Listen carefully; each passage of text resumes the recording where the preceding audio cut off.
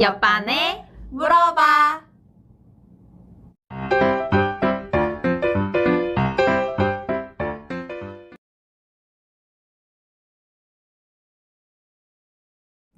안녕하세요. 영쌤, 징쌤. 뽀쌤입니다. 자, 오늘은 현장에 나가 있는 신규 선생님 한 분을 불러보도록 하겠습니다. 나와주세요. 네, 안녕하세요. 신규 교사 숲쌤입니다. 오늘 제가 궁금한 거는 우리 반에 있는 아이들 중에 어떻게 다뤄야 될지 모르겠는 아이들을 질문하러 왔습니다. 어렵죠. 어려워. 정말 다양한 학생들이 있어요. 맞아요. 그쵸? 근데 이 학생 유형을 알고 나면은 그래도 조금은 도움이 될 것이다. 그렇죠, 그렇죠. 어떤 학생 유형이 힘들어요? 저희 반은 굉장히 활발하거든요. 그래서 뭐 질문도 많이 하고 또 얘기하다 보면 발표도 많이 하는데 한 친구가 너무나도 질문과 발표를 많이 해요. 그래서 이 발표만 하면 너무 길어져. 질문도 질문이에요 해놓고 저 어제라고 시작하는 자신의 일상에 대해서 얘기해요. 이런 아이들 우리가 관심을 주긴 줘야 되는데 이 아이들이 계속 질문하면 끝없이 길어지잖아요. 이런 애들 어떡하나요? 관심이 많이 필요한 친구들이 있죠. 그렇죠. 어떻게 해야 되죠? 이런 친구들? 어떻게 해야 되나요? 저는 학기 초에 얘기를 합니다. 아. 뇌 성장에 대해서. 오! 뭐예요? 뇌가 너무 어렵지 성장하면은 내가 하고 싶은 말을 속으로 할 수 있는 능력이 생긴다. 아하. 이거를 내적 언어라고 한다. 그래서 학기 초에 너희들의 뇌가 성장이 되면 상황에 맞게 너희들이 하고 싶은 질문도 속으로 이야기하는 능력이 생길 거다. 이런 얘기를 학기 초에 좀 많이 해놓으면은 수업 시간에 있는 쓸데없는 질문들이 좀 많이 사라지는 것 같아요. 좋은데요? 좋은데요? 그러니까 질문을 하는 거는 나쁘지 않은데 근데 수업에 좀 방해가 되거나 그런 질문들은 사실 안 하는 게 좋으니까. 그리고 징쌤은 어때요?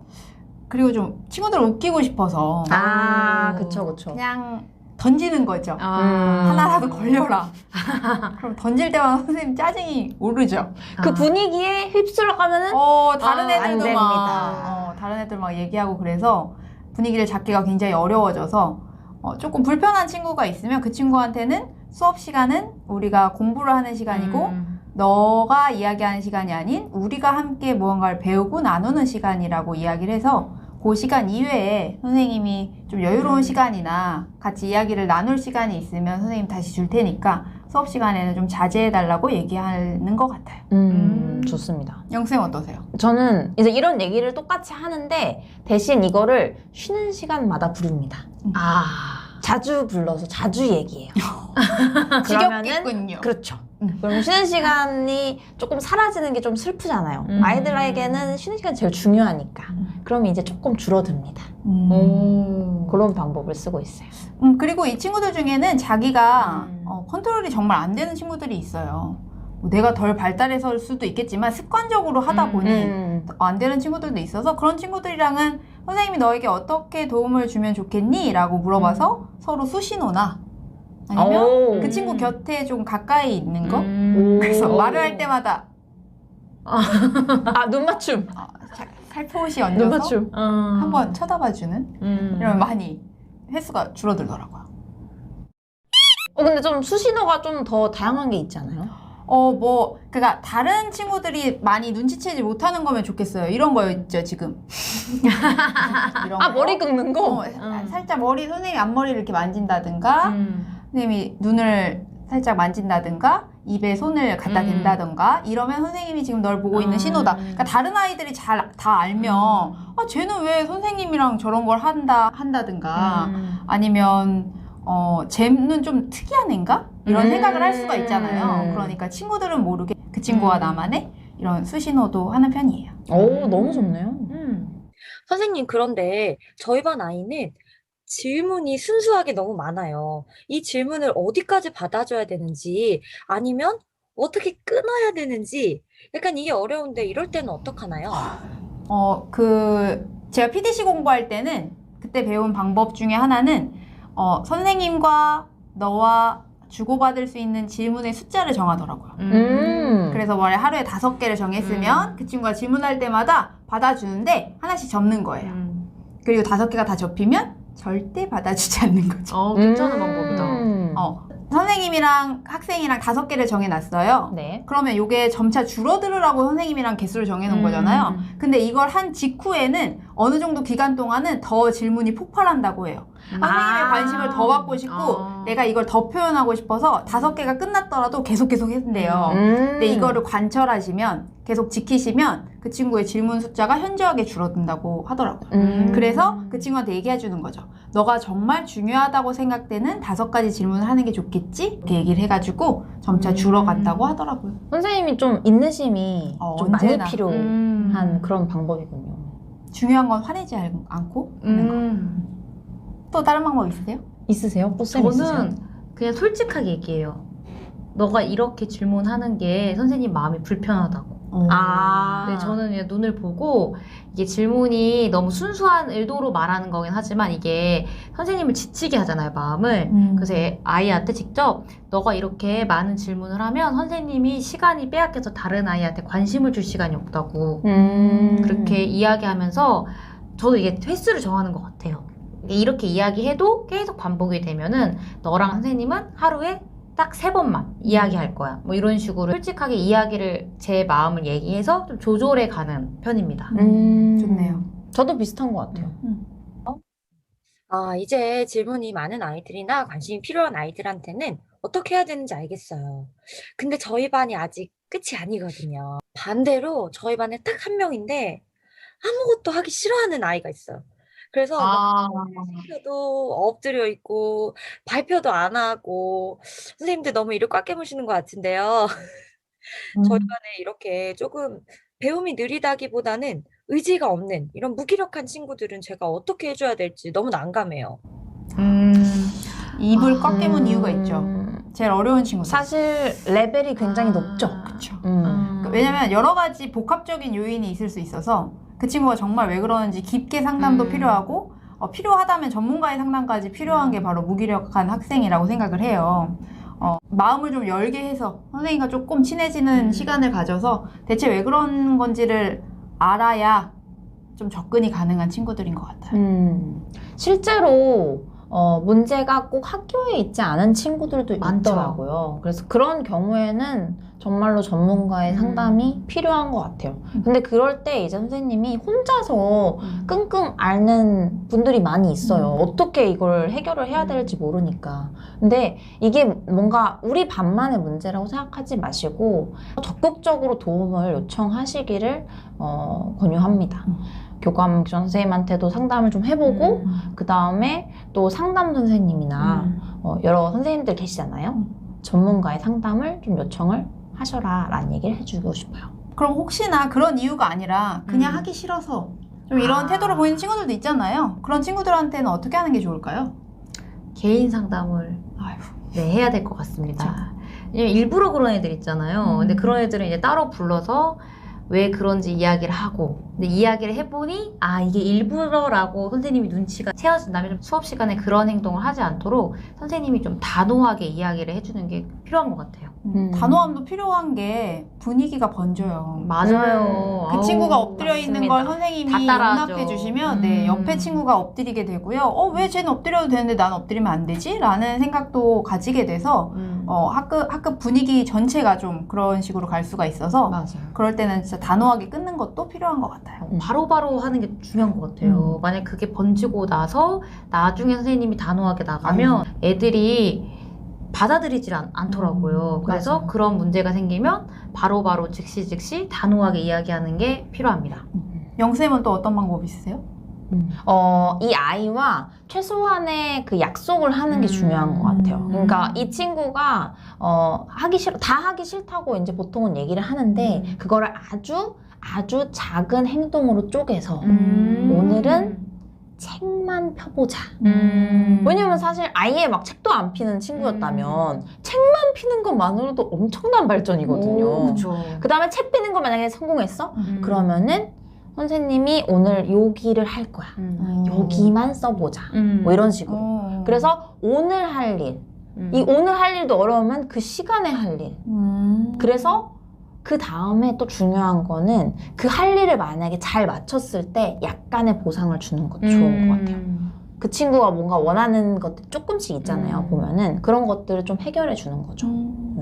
그런 게 좋을 것 같습니다. 좋네요.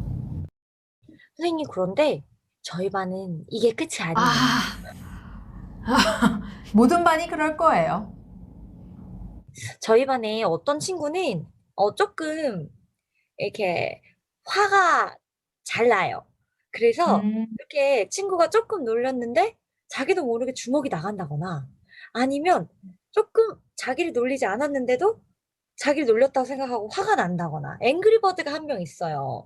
이런 감정 조절에 조금 서툰 친구들은 또 제가 어떻게 다뤄주기 전에 먼저 터지니까 너무 곤란한데 이런 친구들한테는 제가 어떻게 도와줄 수 있을까요? 레벨이 점점 높아지는 것 같아요. 괜찮아요, 수쌤? 그만 괜찮죠? 한둘이 아니네. 그런 애들은 또 상담이 필요해요. 그렇죠. 전문가의 도움도 필요하고요. 그러니까 일단 전문가의 도움이 필요하다면 전문가의 도움을 꼭 받으시기를. 그리고 검사나 요새는 약물 같은 거를 그렇게 부정적으로 생각하지 않았으면 좋겠더라고요. 그러니까 그 아이를 위해서 우리가 아이를 위해서 해줄 수 있는 방법 중에 하나라고 좀 생각을 해서 접근을 하면 조금 도움이 될 것 같고, 만약에 그 정도가 아니다. 이 약물이나 전문가의 치료 말고 그냥 얘가 자기의 화를 어떻게 할지 몰라서 혹은 어떻게 표현할지 몰라서 하는 거라면 그때는 저는 학기 초에 화를 다스리는 방법과 화를 표현하는 방법을 굉장히 많이 반복해서 얘기하는 편이에요. 그래서 모든 감정은 좋고 나쁜 게 없이 용납이 가능하지만, 수용이 가능하지만 모든 행동이 용납되는 건 아니다. 너가 폭력을 행사하는 건 잘못된 행동이라고 분명히 이야기를 해서 어떻게 하면 너의 감정을 표현할 수 있는지. 요새 행간바 이런 거 있잖아요. 인사약. 그쵸. 행간바 뭐죠? 행동, 감정, 바, 바람. 이렇게 하는 거죠. 그래서 여기 전문가가 계세요. 한번 해볼까요? 예를 들어 친구가 내 연필을 이렇게 가져가가지고 화가 났어요. 말도 없이 허락 없이 가져가서. 이럴 때 화를 내지 말고 어떻게 얘기해야죠? 너가 내 연필을 함부로 가져가서 내 기분이 나빠. 바, 연필을 돌려줄 수 있겠니? 이렇게 근데 이게 너무 무섭지 않아요? 왜 이렇게 무섭지? 네, 이런 식으로 행간바를 많이 가르쳐서 말로 표현할 수 있도록 정중하게 존중하며 표현할 수 있도록 많이 가르치는 편입니다. 그럼 이거를 할 때 역할극을 좀 많이 활용을 하면 맞아요, 좋겠네요. 맞아요. 그러니까 어떤 상황 같은 걸 좀 주고 맞아요. 역할극을 계속해서 아이들이 이걸 실제로 사실 훈련을 해봐야지 이게 이제 맞아. 실제 생활에서도 가능하니까 그런 걸 좀 추천합니다. 그리고 또 꼭 행간바 인사약 하실 때 주의하실 점이, 그냥 행간바 인사약만 가르치시면 야, 네가 내 거 가져가서 화나잖아. 사과해줄래? 그러면 애가 사과를 하면 그게 사과야? 다시 해줄래? 계속 이렇게 해요. 그러니까 감정은 좀 내려놓고 감정을 좀 푼 상태에서 그 친구와 정말 대화할 마음으로, 그 친구를 존중하는 마음으로 날 표현하는 거다 또 꼭 강조해 주셔야 돼요. 그렇지 않으면 이 친구들이 이렇게 쓰더라고요. 감정 조절 이게 감정 중요하네요. 좋습니다. 저는 예전에 저희 반에 그러니까 조금만 하면 화내는 친구가 있었어요. 이 친구가 그냥 쳐다봤는데 왜 째려보냐고 확 화내는 그런 친구가 있었는데 어떻게 할 수가 없더라고요. 그 순간 화가 너무 크면은. 맞아요. 근데 그럴 경우는 그냥 그 아이만 이렇게 화낼 수 있는 공간이 교실의 다른 편에 있도록 해가지고 혼자만의 시간? 타임아웃. 네, 맞아요. 타임아웃 방법을 저는 많이 활용했어요. 예를 들어서 걔가 이동하지 않고 막 그 자리에서 막 화를 내면은 친구들 옆에 있는 친구들한테도 좀 문제가 생길 수가 있잖아요. 그렇죠. 뭐 다치거나 아니면은 기분 상한 일이 생길 수 있으니까 애들이 잠깐 떨어져 있어서 앉게 한다든지 해가지고 그 아이가 화를 좀 누그러뜨릴 수 있게 타임아웃을 사용했어요. 실제로 저도 이제 그런 친구가 있을 때 이게 물리적으로 분리를 하는 게 되게 중요하다고 하더라고요. 왜냐면 그렇지 않으면 이 친구들은 감정뿐만 아니라 행동이 같이 나오기 때문에 실제로 아이들이 다칠 수 있는 상황이 오기 때문에 분리를 일단은 좀 해주는 게 필요하다. 그래서 저는 이제 쉬는 시간 같은 경우에 만약에 싸운다 그러면은 잠깐 교실 밖으로 데리고 가서 감정이 떨어졌을 때 다시 이제 아이들하고 대화할 수 있게 그렇게 만들기도 했었습니다. 그리고 폭력 같은 경우에는 학폭이 이어질 수가 있어요. 그리고 정말 주위 친구들이 다칠 수가 있어서 초반에 그 책임지는 모습을 좀 보여주시는 것도 필요한 것 같아요. 예를 들면 학부모님을 모시고 온다든가 학부모님과 함께 연락을 한다던가 이렇게 해서 네가 한 행동이 이 정도로 조금 심각한 행동이야. 이건 정말 해서는 안 되는 행동이야. 우리 반에 절대 없어야 될 행동이야. 라는 것을 조금 보여주는 것도 필요할 것 같아요. 맞아요. 그리고 이게 화가 너무 많은 아이 같은 경우 담임 선생님이 감당이 안 되는 아이들이 있어요. 맞아요. 이럴 경우는 이제 혼자 해결하지 마시고 부장님이랑도 얘기를 하고 또 교장 교감 선생님도 관리자분도 알고 있는 게 되게 좋더라고요. 왜냐하면 애들이 수업을 하고 있는데 그 아이의 화가 너무 크면은 수업이 진행이 안 되면 다른 아이의 수업권까지 침해돼서 되게 민원의 소지가 될 수 있기 때문에 이 같은 경우는 뭐 부장님이나 아니면 관리자의 도움을 받을 수 있으니까 자기 혼자 해결하려고 너무 애쓰지 않아도 될 것 같아요. 이런 일이 있으면은 그거를 자주 얘기를 하세요, 학교에. 우리 반에 이런 친구가 있고, 그래서 그 상황을 많은 분들이 알고 있게끔. 그래서 혹시나 무슨 일이 생겼을 때에도 바로바로 도움을 요청할 수 있도록. 그리고 많이 이야기를 하실 때 사실 이렇게 말로만 하면은 기록이 남지 않잖아요. 그래서 꼭 어떤 조금이라도 그런 다툼이 이제 생긴다 그러면은 메모를 꼭 해놓으시는 거를 추천합니다. 그 메모가 잘 쌓여서 혹시 어떤 일이 생겼을 때에도 그걸 가지고 이제 상담을 할 수 있기 때문에 꼭 메모하세요. 맞아요. 그리고 또 하나의 좋은 팁은 그 화내는 학생의 감정에 교사가 동요하시면 안 됩니다. 교사는 항상 중립적인 감정을 유지한 상태에서 평온한 감정 상태에서 이성적인 상태에서 아이와 대화를 할 수 있도록 사실 사리가 나오죠. 어렵죠. 힘들죠. 앞에서 막 아이고, 난리를 어렵죠. 치고 있는데 나도 승질이 나지. 근데 왜 안 나겠어요? 하지만 같이 성질을 내면 아, 큰일 나죠. 뭐 쉽지 않죠. 둘 다 안 열려 되죠. 있으면 싸우는 일밖에 안 되기 때문에 그 아이는 어떤 이유가 있을 거야. 어떤 힘듦이 있을 거야. 라고 마음 깊숙하게 잡수시고 평온한 상태에서 이성을 차리고 이야기를 하시는 것도 되게 중요할 것 같아요. 목소리가 아무래도 이제 조금 커지게 돼요. 그런 상황이 되면은. 근데 이제 목소리를 사실은 오히려 좀 낮추는 게 도움이 될 때도 있습니다. 맞아요. 정말 조용히 낮게 선생님이 거의 감정에 동요가 없는 듯이 그러면 이제 아이도 같이 감정을 좀 떨어뜨릴 수 있도록. 왜냐면은 사실 이게 박수 치는 것처럼 저쪽도 화를 내야지 같이 이게 그렇죠. 화를 낼 수 있거든요. 근데 너무 저쪽이 이제 그래서요 이렇게 하면은 이게 하기가 쉽지가 않아요. 맞아요. 그거를 좀 이렇게 연습을 하시면 좋을 것 같아요.